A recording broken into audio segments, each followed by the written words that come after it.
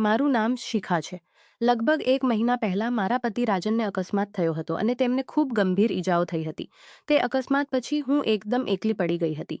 તેઓ આખો દિવસ એક રૂમમાં જ પડ્યા રહેતા અને યોગ્ય રીતે ચાલી ફરી પણ શકતા ન હતા. એવામાં મારી જિંદગી એક વિરાન રણ જેવી બની ગઈ હતી, જ્યાં સદીઓથી વરસાદ નહોતો પડ્યો.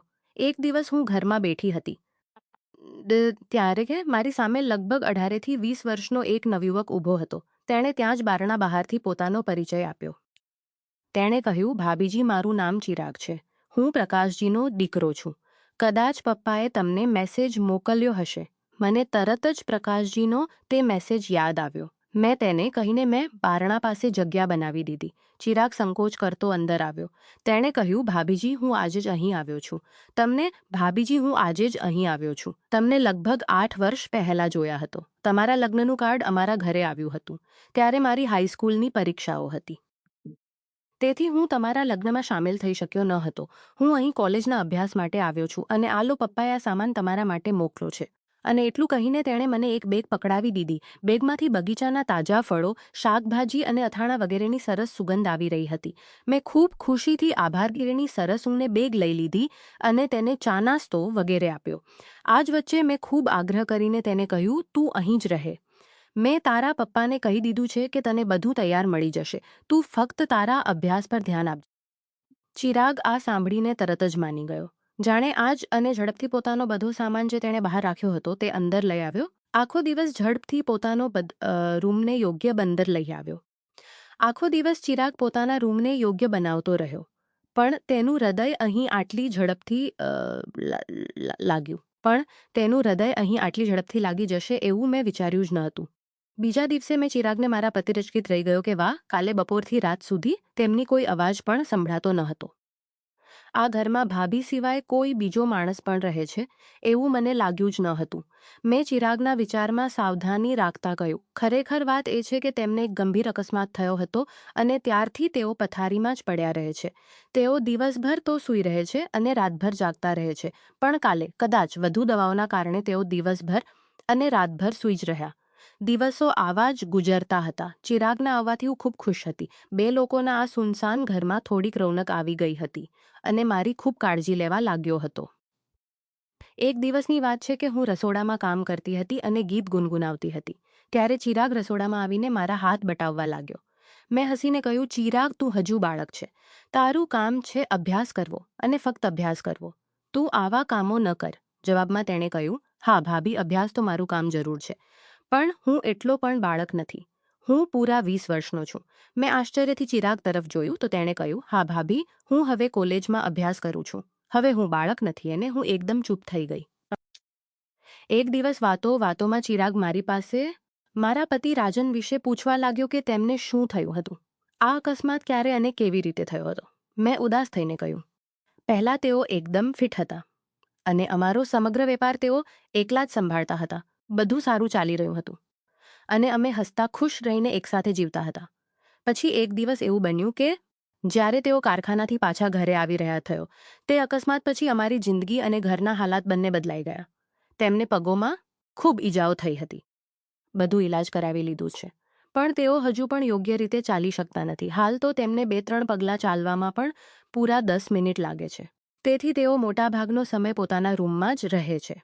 અઠવાડિયામાં 3 દિવસ ફિઝિયોથેરાપી કરાવનાર આવે છે અને બાકીના સમયમાં તેઓ ફિલ્મો ધીરે થઈ જશે અને પુસ્તકો વાંચે છે.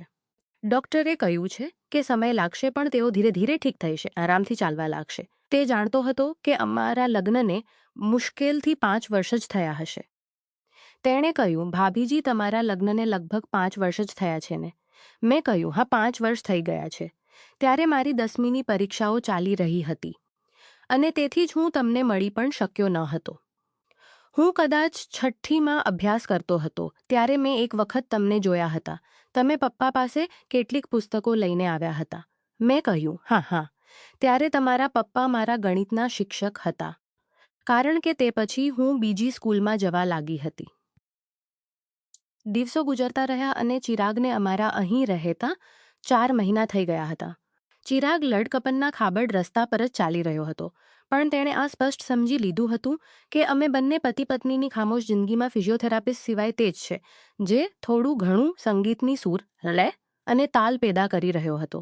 ચિરાગ મારી સાથે નજીકીઓ વધારવાની લગાતાર કોશિશ કરી રહ્યો હતો અને મને પણ આટલા દિવસોથી કોઈ ખેંચાતી જઈ રહી હતી. અમે બંને કામથી ફ્રી થયા પછી ખૂબ સમય એકબીજા સાથે વિતાવતા હતા. સાથે બેસીને ખાવા ખાતા હતા અને ધીરે ધીરે નજીક પણ થતા જઈ રહ્યા હતા. હું હવે તેની સાથે પ્રેમ કરવા લાગી હતી અને મને ખબર હતી કે તે પણ પ્રેમ કરવા લાગ્યો છે, કારણ કે હવે અમારી વચ્ચેનો સંબંધ પરવાન ચડતો જઈ રહ્યો હતો. દિવસો ગુજરતા જઈ રહ્યા હતા અને અમારી વચ્ચેની દૂરીઓ ઘટતી જઈ રહી હતી. હવે મને ચિરાગનો સ્પર્શ સારો લાગવા લાગ્યો હતો. તે મજાક મજાકમાં મને અહીં તહીં સ્પર્શી લેતો હતો. તે કદાચ ચકાસતો હતો કે ભાભી કેવી રીતે પ્રતિક્રિયા આપશે. ક્યારેક ક્યારેક પોતાના પતિ વિશે વિચારીને હું ખૂબ ભીની થઈ જતી હતી. આવા સમયે ચિરાગ જ મને સંભાળતો હતો અને મને ગળે લગાવી લેતો હતો. અમે બંને હવે સાથે જ સૂવા લાગ્યા હતા અને એકબીજામાં ખોવાઈ ગયા હતા. એક દિવસની વાત છે. ચિરાગ આજે બિલકુલ જ ફુરસતમાં હતો. તેથી તે ગીત ગુનગુનાવતો રસોડામાં આવ્યો અને ઝટપટ મારી બંને આંખોમાં લગાવીને બોલ્યો, "શિખા ભાભી, આજે હું તમારું સારું કામ કરી દઈશ. તમે અહીં આવો અને આરામથી બેસો." તેણે હળવેથી મારા મુલાયમ ધોવાયેલા, ભીના અને સુગંધિત વાળ લગભગ સૂંઘતા જતા મને એક ખુરશી પર બેસાડવા લાગ્યો. હું પણ હવે મસ્તીમાં આવી ગઈ હતી. હું ખુરશી પરથી ઊભી થઈ ગઈ ને ખુરશી પર બેસાડીને પોતે તેની ગોદમાં આવીને બેસી ગઈ. અમે બંને કેટલાક પળો આવા જ રહ્યા, ન હિલ્યા ડોલ્યા અને ન જ કંઈ બોલ્યા. બસ ચૂપચાપ એકબીજાને અનુભવતા રહ્યા. હજુ 2 મિનિટ પસાર થયા હશે કે ક્યાંકથી કોઈ ખાસવાની અવાજ આવી તો અમે ચોંકી ગયા અને મેં ચિરાગને પોતાનાથી તરત જ અલગ કરી લીધો. જો કે ચિરાગની ઈચ્છા ન હતી કે તે મારાથી અલગ થાય, પણ પછી પણ કંઈક વિચારીને તે મારાથી અલગ થયો અને હસતો હસતો રસોડામાંથી બહાર ચાલ્યો ગયો. તે બહાર જઈને બેસી ગયો અને અમારી વચ્ચેના પળોને યાદ કરીને હસવા લાગ્યો. મેં આ બધું જોઈ લીધું હતું. મેં તેની પાસે જઈને બેસી ગઈ અને તેના ગાલ પર એક હળવીસી થપ્પડ મારીને અને બીજા ગાલ પર મીઠીસી ચુંબન કરીને ઊભી થઈ ગઈ. તેના પર ચિરાગે બોલ્યો કે, "ભાભી, બીજા ગાલ સાથે આટલી નાઇન્સાફી શા માટે?" તે પોતાની જગ્યાએથી ઊભો થઈ ગયો અને મારી બાજુમાં આવીને કામ કરવા લાગ્યો. તે વારંવાર મને સ્પર્શ કરી રહ્યો હતો. મારા શરીરમાં તો જાણે વીજળી દોડી રહી હતી. હું તેના સ્પર્શથી કેટલી પ્રફુલ્લિત હતી, આ બસ હું મારું પ્યાસું મન જ જાણતું હતું. હું તો આવા અદ્ભુત અનુભવને તરસી જ ગઈ હતી. પણ તે સવારે ચિરાગે મારું સારું અધૂરાપણું દૂર કરી દીધું હતું. અનેક મહિના પછી જ આજે રણમાં વરસાદ પડ્યો હતો અને જમકે પડ્યો હતો. અમે બંને મુરઝાઈને પછી પથારી પર જ પડ્યા હતા. ત્યારે ખાંસવાની અવાજ ફરીથી આવવા લાગી. મેં એક કપ ચા લઈને ચિરાગને પ્રેમથી જોતી જતી તે રૂમમાંથી નીકળી અને પતિના રૂમ સુધી પહોંચી ગઈ. ચિરાગ પણ કપડાં પહેરીને બહાર આવ્યો અને પોતાનો નાસ્તો બનાવવા લાગ્યો. હું ત્યાં જ પોતાના પતિ પાસે બેસી ગઈ અને તેમની તબિયત વિશે પૂછવા લાગી. જ્યારે હું ખૂબ સમય પછી પણ પતિના રૂમમાંથી બહાર ન આવી તો ચિરાગ ફરીથી તડપવા લાગ્યો. તેણે જાણી જોઈને રસોડામાં વાસણો પડાવવા શરૂ કર્યા, પણ મેં તેના આ ઇશારાને સાંભળી પણ તેની પાસે ન ગઈ. હું પોતાના પતિની બંને હથેળીઓને સહેજ લૂંટી હતી, પણ મને એવું લાગી રહ્યું હતું કે હું ચિરાગની હથેળીઓને સહેજ લૂંટી રહી છું. હું ચિરાગ સાથે વિતાવેલા પળોમાં ખોવાતી જઈ રહી હતી અને પોતાનાથી બોલી રહી હતી કે પ્રેમ અમારા જીવનમાં બિલકુલ આ જ રીતે આવવો જોઈએ. કોઈ ઉભરતા ઝરણાની જેમ મારી અંદર ગુદગુદાહટ જેવી છવાઈ રહી હતી. પણ હું આ વાતથી બિલકુલ જ બેખબર કે મારું આ વર્તન ખૂબ અજીબ લાગી રહ્યું હતું.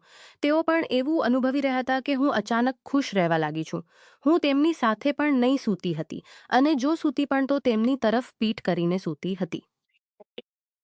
હું નવી નવેલી દુલ્હન જેવી બની ગઈ હતી અને મારા તેવર અને મારા અંદાજ મારા પતિને હેરાન કરી રહ્યા હતા.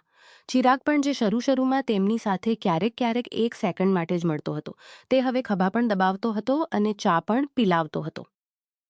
એક દિવસ રસોડામાં હું ચા બનાવતી હતી ત્યારે ચિરાગે આવીને મને પાછળથી પોતાની બાહોમાં ભરી લીધી અને મને ચુંબન કરવા લાગ્યો. હું પણ તેની સાથે લપટાઈ ગઈ અને અમે બંને એકબીજામાં ખોવાઈ ગયા. આ અવાજથી ચિરાગ ચોંકી ગયો. અમે બંને એકબીજાથી અલગ થઈ ગયા અને હસવા લાગ્યા. ચિરાગનો પ્રેમ પામીને હું ખૂબ ખુશ હતી. પહેલાં જે મને મારી જિંદગી એક બોજ જેવી લાગતી હતી, આજે તે જ જીનને રૂઈના ફાહા જેવી લાગી રહી હતી. હું ચિરાગના અહીં આવવાને કુદરતના કોઈ કરિશ્મા જેવું માની ચૂકી હતી. ચિરાગને અહીં આવે 1 વર્ષ પૂરું થવા જઈ રહ્યું હતું અને હું તેની સાથે મળીને નિખરી ગઈ હતી. હવે અમારું આખું જીવન મસ્તીથી ભરપૂર થઈ ગયું હતું.